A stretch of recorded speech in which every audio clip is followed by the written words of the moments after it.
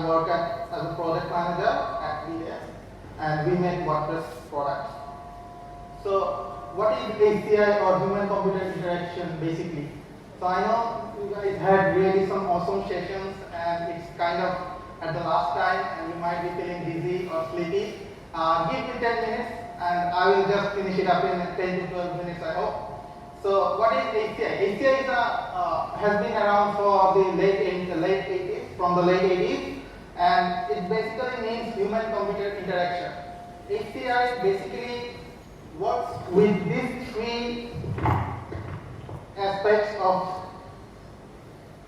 like computer science, cognitive psychology, and fine arts and design. So basically, when we are coding or when we are designing or when we are using with psychology or working with psychology, we do not combine these three stuff all together, because when a programmer is programming, he is not thinking about the other two concepts like psychology or fine arts and design. But when a designer is designing, he doesn't really care about the other two aspects. So HCI is a concept that actually integrates with these three components. So by using HCI or human-computer interaction, you can actually make better products.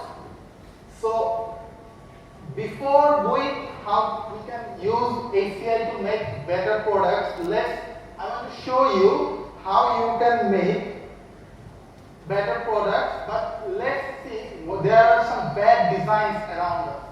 I will be showing both digital and physical products that we really encounter every day. So bad designs, whether it is hardware or software, provide the same cognitive response for our brain. So whether it is a bad chair or bad door or bad shower you are using day to day, or it is a hard software that you find tough to use, they all provide the same unique cognitive response. So we can actually compare products, whether it is physical or digital, using the basic concept of HCI.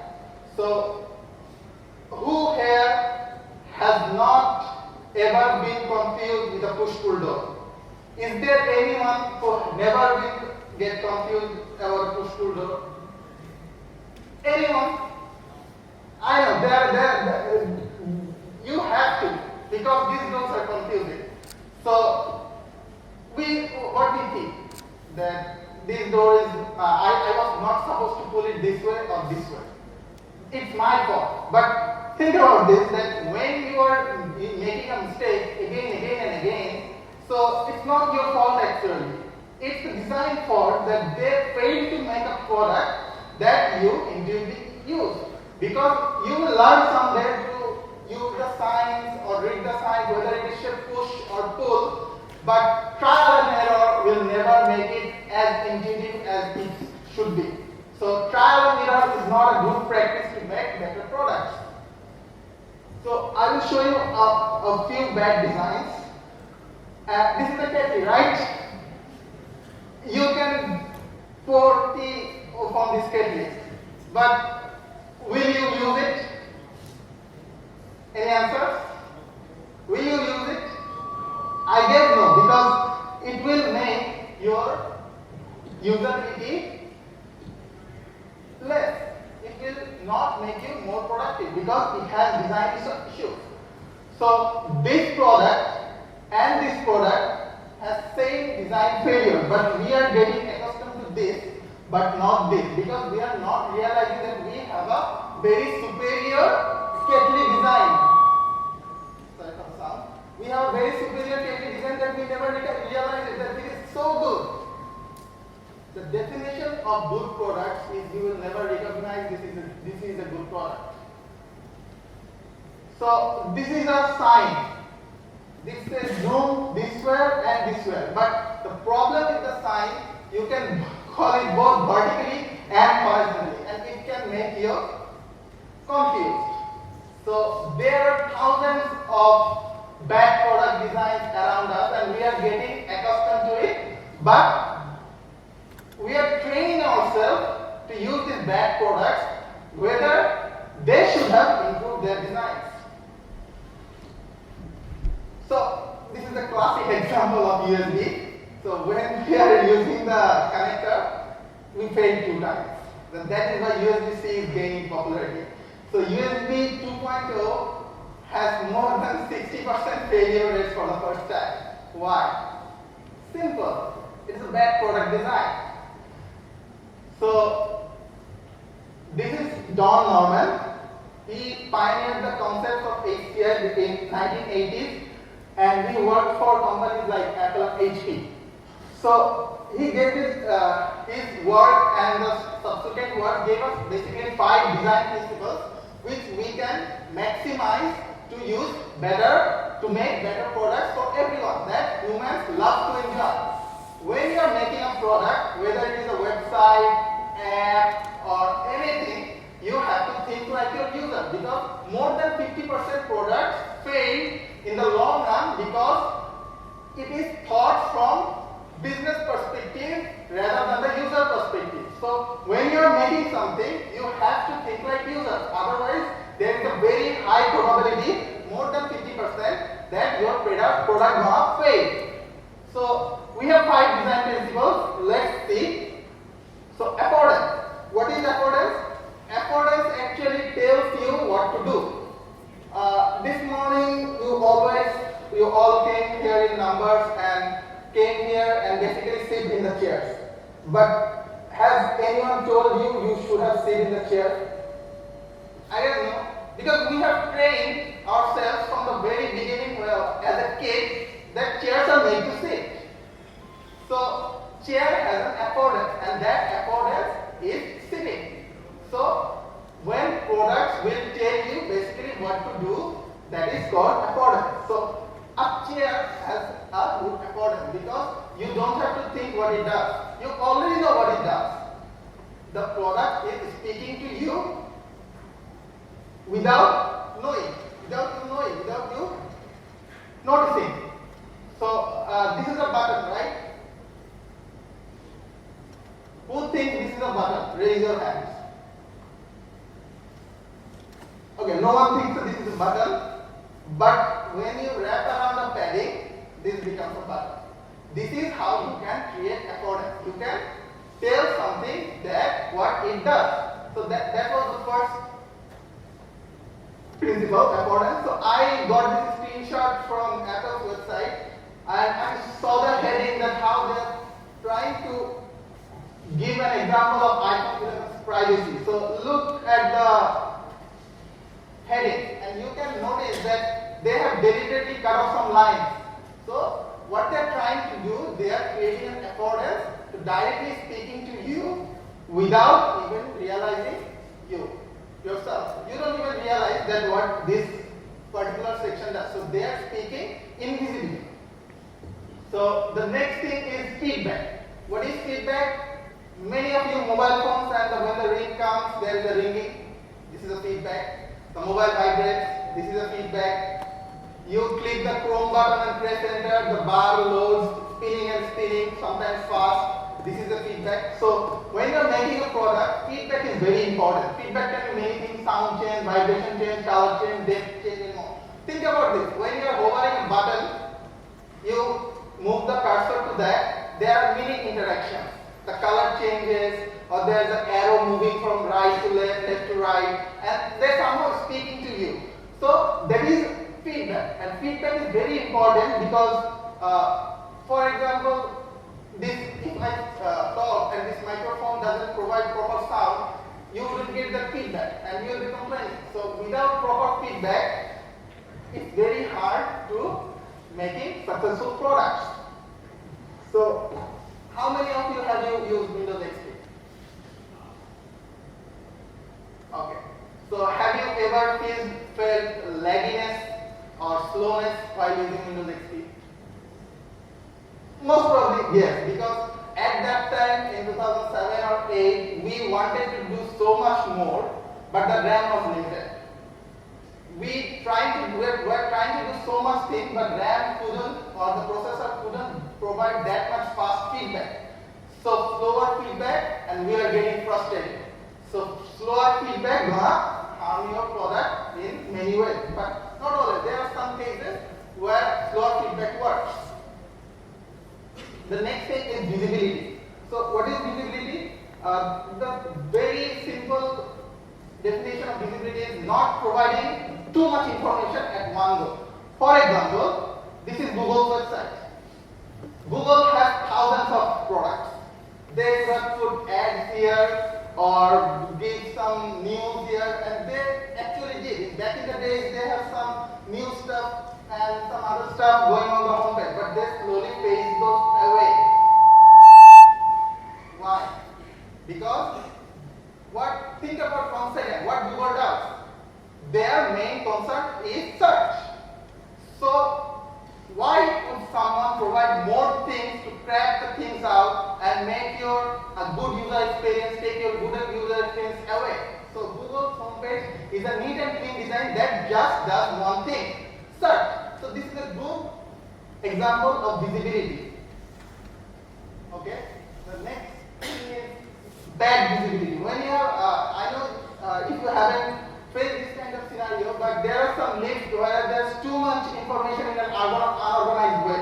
So it becomes difficult to choose the buttons which you want to use. So this is a bad visibility, bad example of visibility. And this is a good example of visibility. Google has thousands of pages in one search. And you can probably look in the top right corner that says this is the first page of 2.3 million pages. But in the bottom, have you ever thought that Google has put so much O? Google brand line guideline, Google's logo guideline doesn't allow this.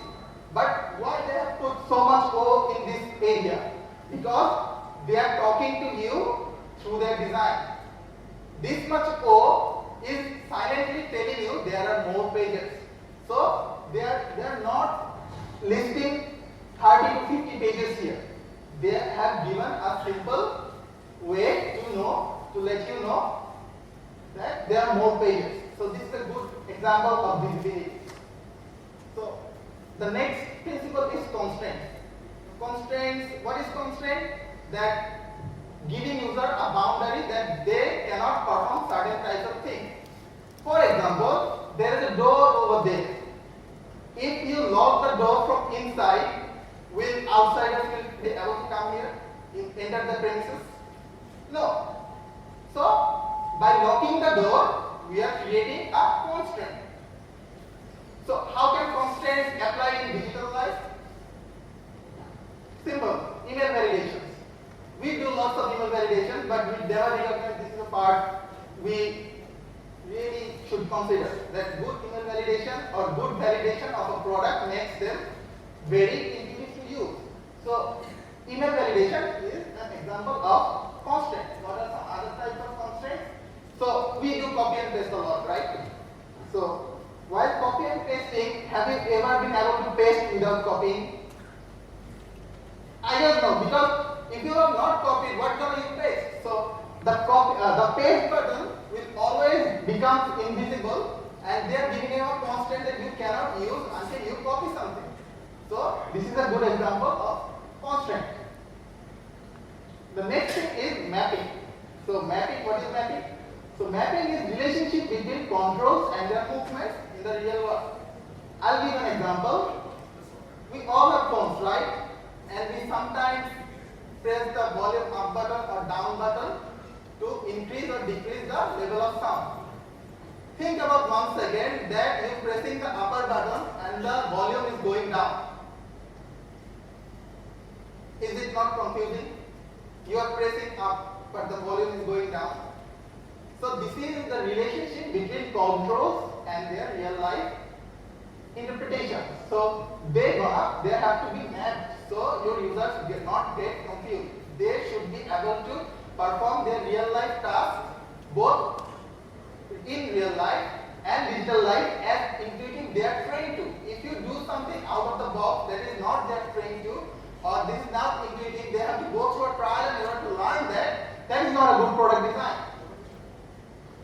So the last principle is consistency. Consistency can be many things, like consistency in product design, consistency in branding, consistency in other cases. So here is an example. In macOS, when you are opening an application, the controls are always on the top. For every application, the controls are always on the top. So what it does, it helps you to control the application from one universal space. By opening an application, you instantly know the controls are on the top. So this is a good consistency. So traffic lights, universal. In Kochi, in Dhaka, in Bangladesh, in USA, in New York, the meanings are always same. So this is a consistency we are trying to achieve. Whoever uses Windows 8, use Windows 8. Did you like it? Why didn't you like it? Because it was not consistent with Windows 7. It was hard to use. There was a learning curve and there was so much confusion. So when you are building something that is not consistent to your user base, your users will not gonna accept it. And companies like Microsoft had to pay for it.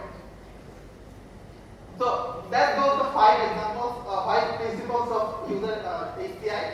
So we work a lot today in user experience design, making good products using you get user experience, making sure that the user gets the vibe right, the user gets to do something what they right. So user experience design or UX is kind of an evolution of HCI. It's a subpart of HCI. HCI works with a broad range of topics. So I will show you some basic mistakes that we make easily in digital life. For example, we use form elements that has multiple columns. As a user, this is confusing because our mind wants to read things that put the least amount of pressure on our brain.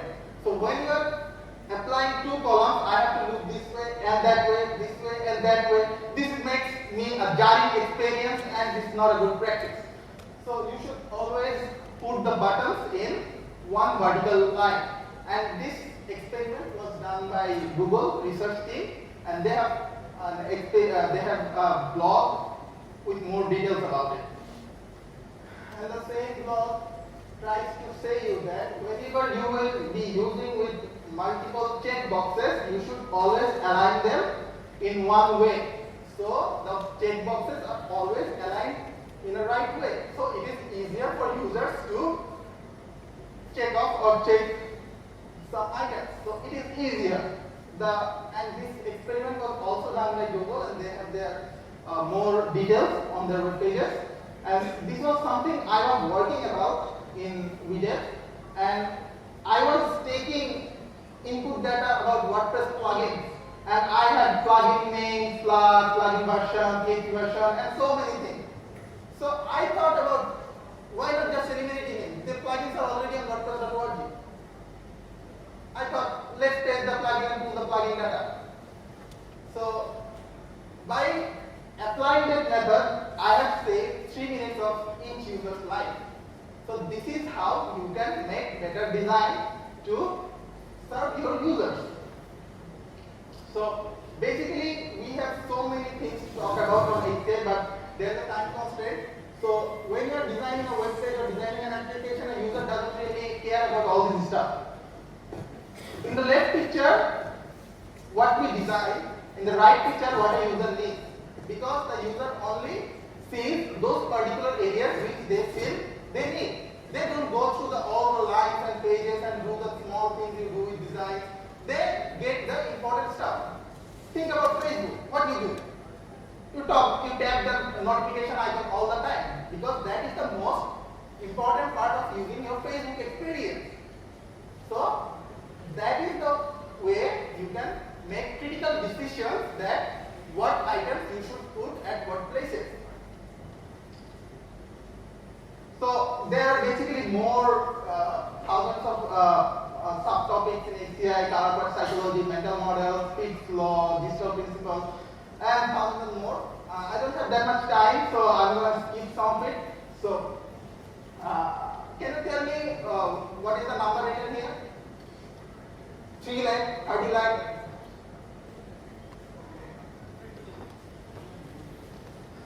Yeah. 300 billion, that's the right answer. But think about that.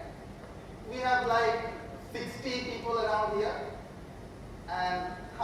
you have got the right answer in the first time, and some of you are still calculating. What is this? Because we cannot process that much big amount of data in 1 second. We need time. So our mind always expects pictorial representation. So this is not 300 million, 30 million compared to 1 lakh. 1 lakh we can comprehend.